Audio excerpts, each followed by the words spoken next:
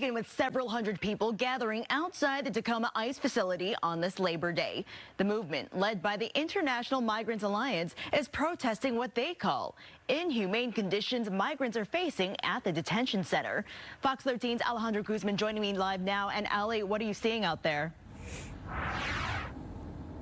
Well, Nia, I can tell you that things have started to kind of dwindle down. We do have a folk out here who's just saying obscenities and just foul language. So I do want to warn you about that. But today, as we historically know, is a day about workers' rights. And I can tell you that many people, we're talking about 850 people who chose to spend it differently. They're rallying and calling for a systemic change to the U.S.'s immigration policies. Now, I want to show you what it looked like just a few hours ago.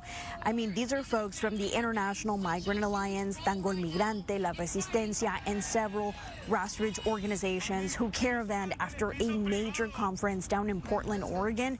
They're here today opposing the treatment migrants are facing inside the Northwest Ice processing facility in Tacoma and across the country. They shared with me a grim picture of those conditions, including raw food that's filled with maggots and a lack and neglect of medical treatment or even access. They say their requests are often met weeks later with a simple Tylenol or ibuprofen pill, but they say it goes far beyond that. Take a listen.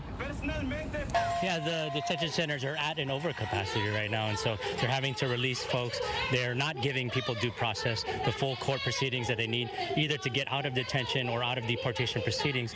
But even when they are, several, like Kuya Max here, was released.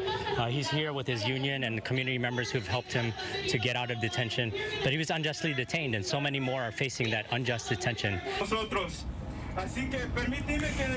Now, what you're hearing isn't just a day of protest. It's a continuation of a broader resistance movement. They say the detention of migrants, asylum seekers, even those who have legal status, is intensifying as the Trump administration aims to deport as many as they possibly can.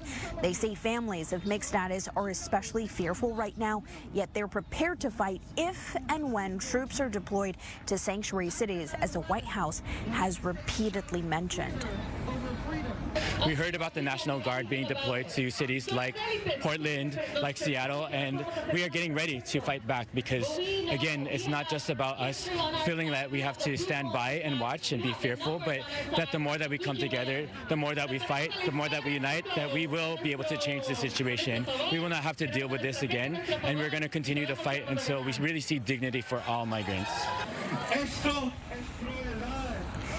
Now, despite the walls and, of course, the barbed wire that separates both the demonstrators and those who are currently being detained, they say, leaders tell me that their message is definitely getting across and lifting the spirits of those who are currently detained to keep their fight pushing despite the conditions that they're currently facing. And they say that more rallies and demonstrations are planned to keep fighting for those who are still trying to make it out. For now, live in Tacoma, back to you.